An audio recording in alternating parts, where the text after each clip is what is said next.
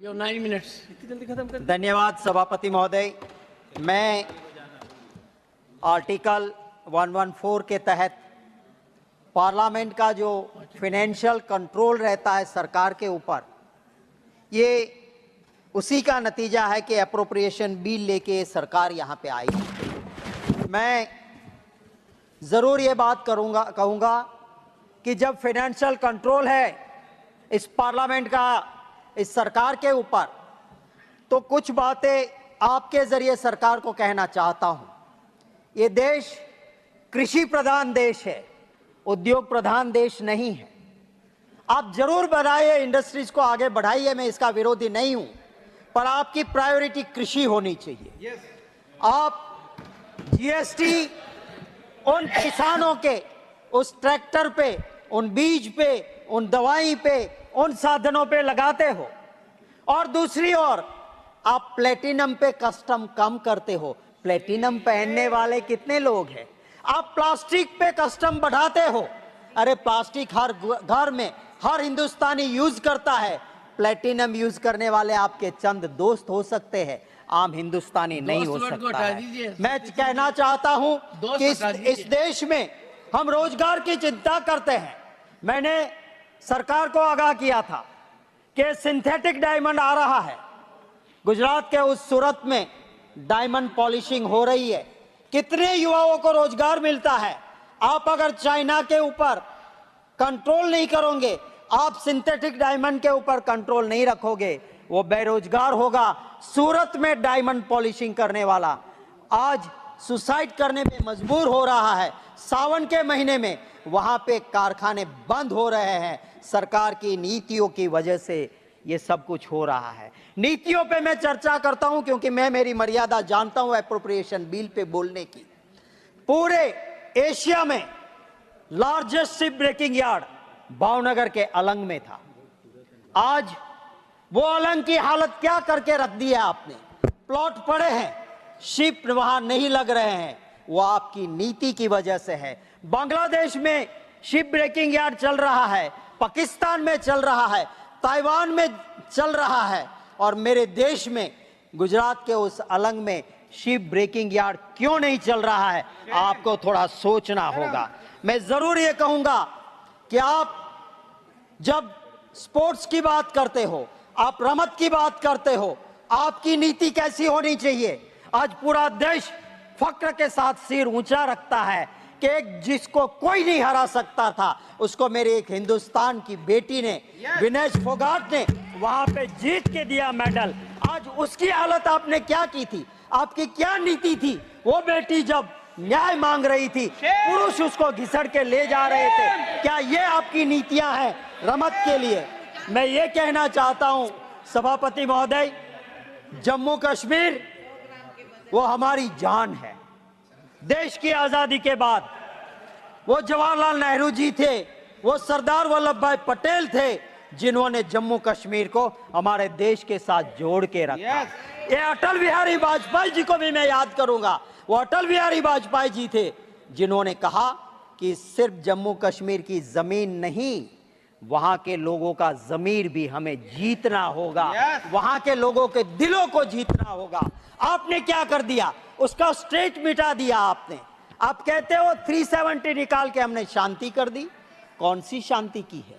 आज वहां जवान भी शहीद हो रहा है, आज सिविलियन भी वहां मर रहे हैं, और सबसे ज्यादा ये दिक्कतें जम्मू एंड कश्मीर में आ रही है। मैं वित्त मंत्री का जरूर आदर करता हूं। ये विदेश मंत्री जी भी यहां पर बैठे हैं। जहां तक मेरी जानकारी है, दोनों ही, जिसकी मैं बहुत इज्जत करता हूं, ऐसी जवाहरलाल नेहरू यूनिवर्सिटी जेएनयू के पास आउट है, जिसको कुछ लोग गुंडों का अड्डा कहते हैं। मैं उनका सम्मान करता हूं कि वो जेएनयू जी। मैं ये भी कहना चाहता हूं कि आपका क्या काम होना चाहिए? ये देश जब आजाद हुआ, अंग्रेजों ने जितना जहर डालना था डाल के गए थे, भाषा के नाम पे, प्रांत के नाम पे, मजहब के नाम पे। और इस देश के अंदर सभापति महोदय एक सुई नहीं बनती थी, सुई हमें बाहर बनाने भेजना पड़ता था। इस देश के अंदर गेहूं अमेरिका से आते थे, लाल कलर के गेहूं, PL 480 इस देश को जहां सुई नहीं बनती थी वहां हवाई जहाज बनने लगे, IIM ITIs बने, जहां पे गेहूं बाहर से लाते थे वहां हरित क्रांति हुई, हम धन धान के भंडार बाहर भेजने लगे।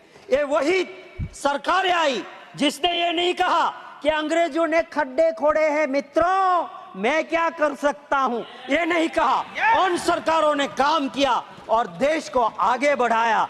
कभी ये नहीं कहा, कभी ये नहीं कोसते रहे कि पिछली अंग्रेजों ने ये किया वो किया, हम क्या करें, नहीं, करके दिखाया।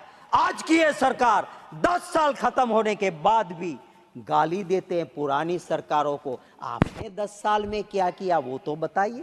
अरे आप पुरानी सरकार को गालियां देते हो, जहां अटल बिहारी वाजपेयी जी भी रहे, जहां चंद्रशेखर जी भी रहे और सरकारें भी रही, आपको उनकी अच्छी बातें दिखाई नहीं देती है। मैं ये जरूर कहूंगा कि आज आप जो GST का, कल ही मेरा क्वेश्चन था सभापति महोदय, GST में जितनी गड़बड़ियां हो रही है, आप टैक्स का नया स्ट्रक्चर लेके आते हो, पर पुराने स्ट्रक्चर में कौन चोरी कर रहा है इसको पकड़ने की आपकी अपनी काबिलियत होनी चाहिए। मैं सभापति महोदय, ये जो एप्रोप्रिएशन बिल में कोऑपरेटिव सोसाइटीज के लिए भी आज हम मंजूरी दे रहे हैं, कंसोलिडेटेड फंड में ले जा रहे हैं। जिस सरकार में पहले एग्रीकल्चर एंड कोऑपरेटिव साथ था, वो एक दूसरे को कॉम्प्लीमेंट करते हैं, कॉम्पीट नहीं करते हैं। एग्रीकल्चर के साथ कोऑपरेटिव सोसाइटीज था, आज होम के साथ, क्या डंडा चलाना है कोऑपरेटिव में? होम के साथ कोऑपरेटिव क्यों हो रहा है? और ये क्या हो रहा है? जब बैंकिंग रेगुलेशन एक्ट कहता है कि 8 साल से ज्यादा कोई डायरेक्टर नहीं रह सकता है, मुझे दुख है कहते हुए कि अहमदाबाद डिस्ट्रिक्ट कोऑपरेटिव बैंक में 14-15 साल से चुनाव ही नहीं हुआ है, जहां पहले इस देश के अभी बैठे हुए गृह मंत्री, सहकार मंत्री उसी बैंक के चेयरमैन हुआ करते थे। 15 साल तक चुनाव नहीं होता है, कहीं देखा है आपने? वही डायरेक्टर जाते हैं। बैंकिंग रेगुलेशन एक्ट का आप क्या कर रहे हो? सच्चाई तो यह है कि अमूल जैसी, जिसने इस देश को एक बहुत बड़ा नाम दिया विदेशों में भी, जो अमूल है, वहां का चेयरमैन क्योंकि आपकी पार्टी का नहीं था, आप तोड़ के ले जाके वॉशिंग मशीन में डाल के उसको आपका बनाते हो। क्या ये कोऑपरेटिव्स का काम है? कोऑपरेटिव सोसाइटी का क्या ये काम है? शर्मनाक। क्या ये काम है कि आप मैंडेट दोगे पार्टी का? अरे कोऑपरेटिव सोसाइटीज में कभी भी सभापति महोदय राजनीति नहीं आती थी, राजनीति से ऊपर उठ के सब साथ मिलके काम करते थे। सभापति महोदय, इसी एप्रोप्रिएशन बिल में हम डिफेंस को पैसे दे रहे हैं, मुझे खुशी है।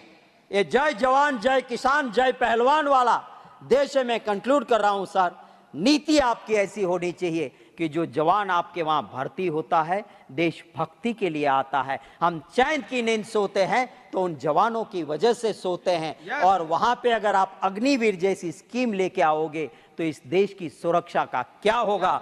इसी चिंता के साथ मैं आपका दिल से धन्यवाद करते हुए मेरी बात खत्म। Multimodal transport logistics specialist in Quebec. For our clients, a 140,000 square foot state-of-the-art warehouse for storage and distribution. Our promise? To take charge of all types of cargo and deliver it fast in the world. Crime से लेके राजनीति तक, किस नेता ने 5 साल में क्या क्या काम कराया? दुनिया के हर कोने की खबर जानने के लिए सब्सक्राइब करें शेयर स्पीक न्यूज को।